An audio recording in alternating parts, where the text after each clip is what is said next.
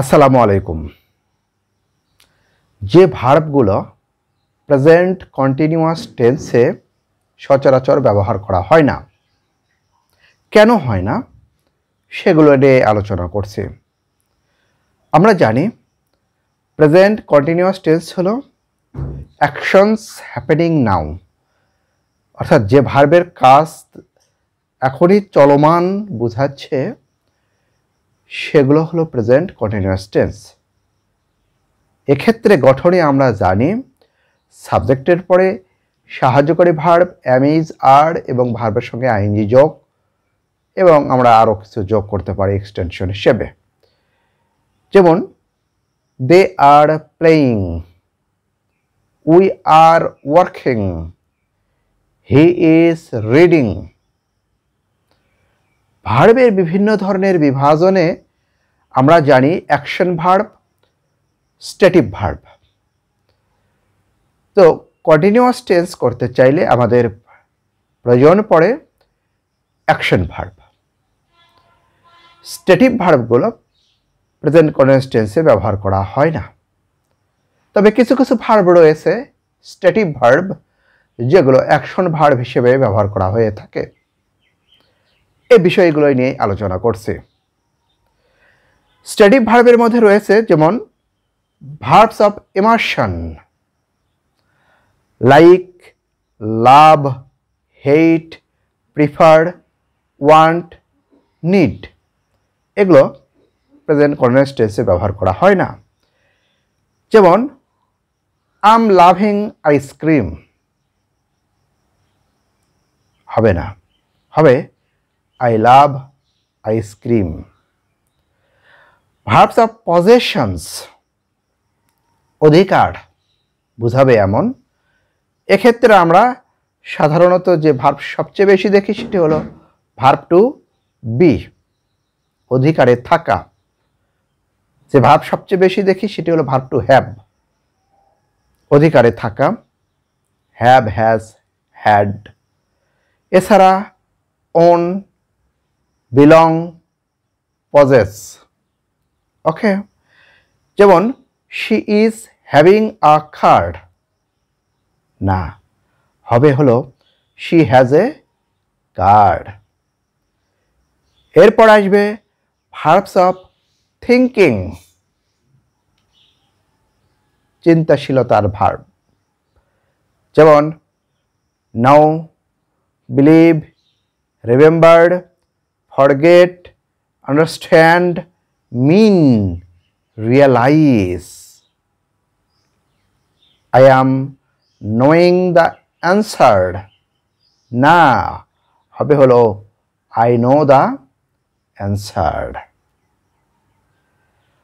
Verbs of sense, এক্ষেত্রে আমরা see, hear, smell, taste, feel, এগুলো ইন্দ্রিয় গ্রাহ্য ভার্ব। এগুলো প্রেজেন্ট কন্টিনিউয়াস টেন্সে ব্যবহার করা হয় না। কি করতে হবে? Present indefinite. I am sing the bird, I see the bird. এই আই সি দ্য বার্ড হবে কারেক্ট অ্যান্সার। এছাড়া কিছু আরও স্ট্যাটিভ ভার্ব রয়েছে, যেমন seem, appeared, consist, contain, depend, agree, disagree. এগুলোও প্রেজেন্ট কন্টিনিউয়াস টেন্সে ব্যবহার করা হয় না। বোধ হওয়া, অনুমান হওয়া, গঠিত হওয়া, ধারণ করা, নির্ভর করা, রাজি হওয়া।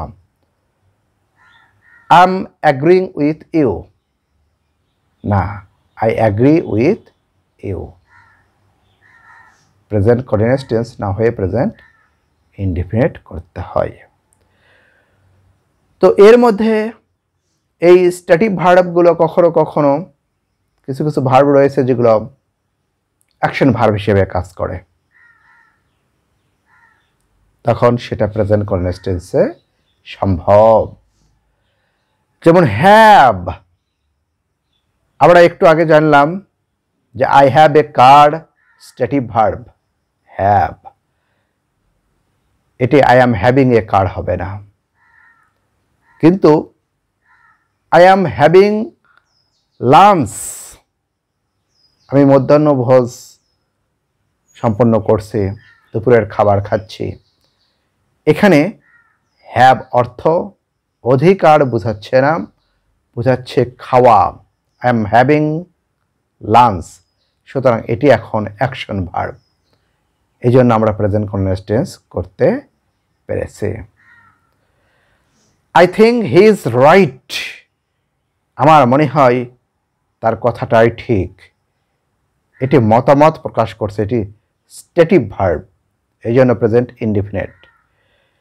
কিন্তু I am thinking about my future, এটি মেন্টাল প্রসেস, অ্যাকশন বোঝাচ্ছে, সুতরাং এটি প্রেজেন্ট কন্টিনিউয়াস টেন্স হচ্ছে। সহজ করে বলি যে স্ট্যাটিভ ভার্ব, যে ভার্বগুলো প্রেজেন্ট কন্টিনিউয়াস টেন্সে ব্যবহার করা হয় না, emotion, love, like, want, correct হবে আই লাভ ইউ, হবে না I am loving you. Position, have, own, belong, state, she has a card, হবে না she is having a card. Thought বা পারসেপশন, নো, বিলিভ, আন্ডারস্ট্যান্ড, হবে I know this, হবে না I am knowing this. Senses বুঝাবে এমন verb, see, hear, feel, I see it, এটি সঠিক, আই এম সিং ইট, এটি ভুল।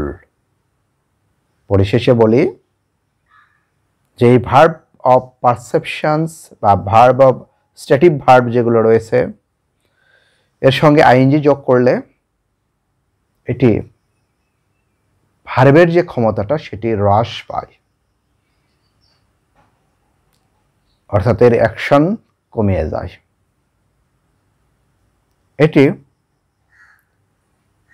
বেশ কিছু ভার্ব রয়েছে যেগুলো জারান্ড বা প্রেজেন্ট পার্টিসিপলের কাজ করে, এই জন্য এগুলোর সঙ্গে আইএনজি যোগ করাও হয় না স্ট্যাটিভ ভার্ব। যেমন আন্ডারস্ট্যান্ডের নাউন হলো understanding, gerund. I am understanding tense, আসলে আইএনজি যোগ করার কারণে মূলত এটি জারান্ড নাউনের রূপান্তর হয়ে যায়, সুতরাং অ্যাকশন এর মধ্যে আর থাকে না, স্ট্যাটিভ ভার্ব। এই জন্য present indefinite tense I understand tense. I am feeling feverish, এই ফিলিংটা ফিল ভার্বের নাউন, এটি স্ট্যাটিভ ভার্ব, সুতরাং ফিলিং করলে আসলে অ্যাকশন কোনো মতেই বোঝায় না, যদিও স্ট্যাটিভ ভার্ব, সুতরাং এর সঙ্গে আইএনজি যোগ করা যাবে না। I feel feverish. তারপরে বলে রাখি যে অনেক সময় স্পোকেন ইংলিশে হয়তো ব্যবহার করা হয় কিছু কিছু ভার্বগুলো, যেমন I am feeling feverish, spoken ইংলিশে ব্যবহার করা হয়। কিছু ক্ষেত্রে কারেকশনে পরীক্ষায় আমরা এরকম হই, যদি থাকে আই এম ফিলিং ফিভারিশ, যেহেতু স্ট্যাটিভ ভার্ব হিসেবে উত্তর হবে আই ফিল ফিভারিশ। আবার কখনো কখনো নাও আই ফিল ফিভারিশ এমনটি রয়েছে, তখন আবার হবে now I am feeling feverish.